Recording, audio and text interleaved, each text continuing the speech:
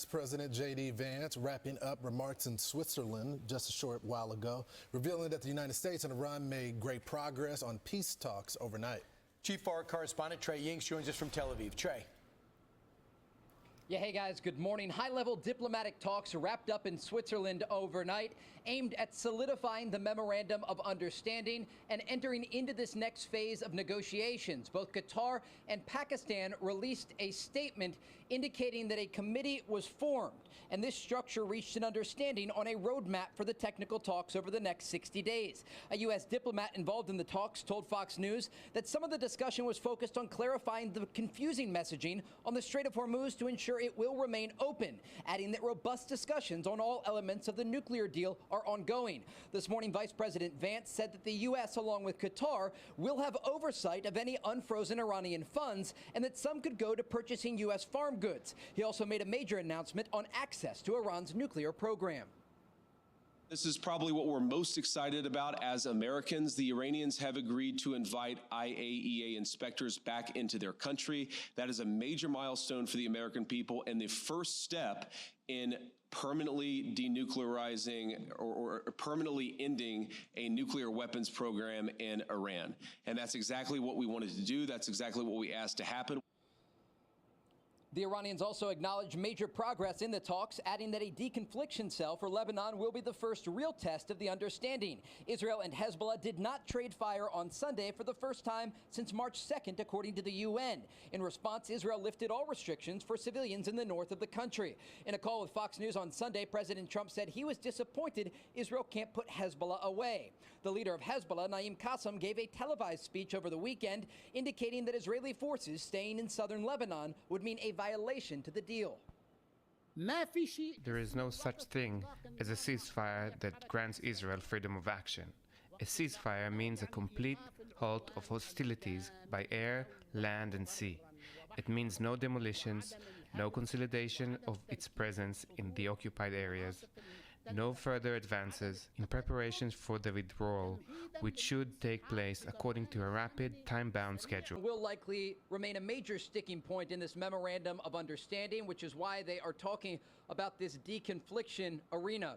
I spoke with the president yesterday, who indicated he sees this as a 60-day option and that both military and diplomatic options are on the table after that time period.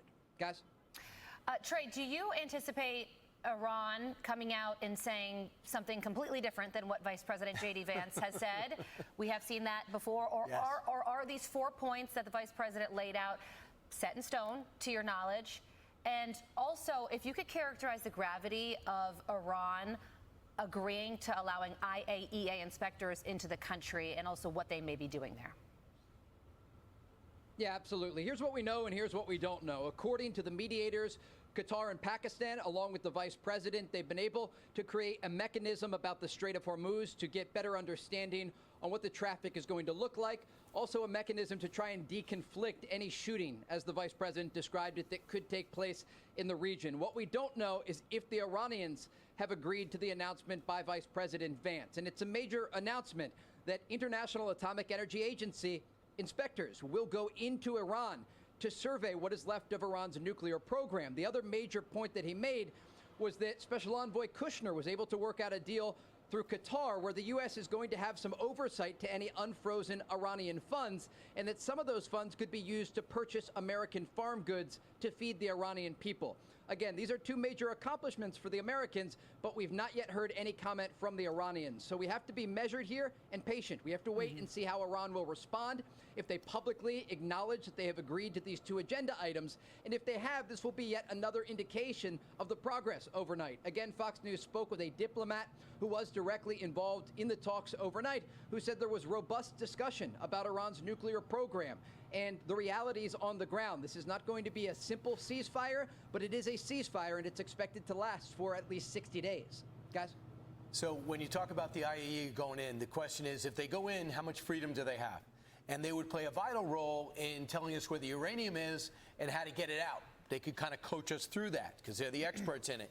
And getting into pickaxes, you've always told us, is going to be key because no one gets in there and we just cave the entrance, which they can clear out quick. But on Hezbollah, Just tell me the reality of it. Hezbollah is the premier terror organization in the world.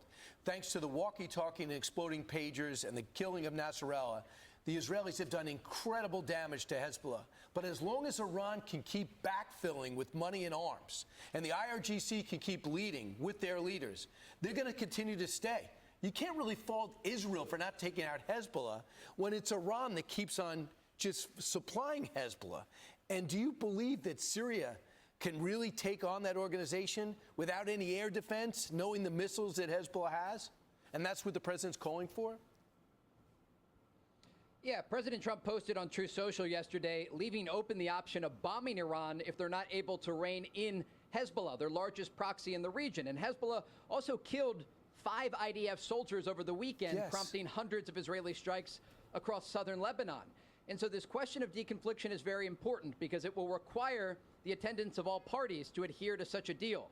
Because you can't have a deconfliction line unless both of the parties that are shooting are part of that line in that conversation.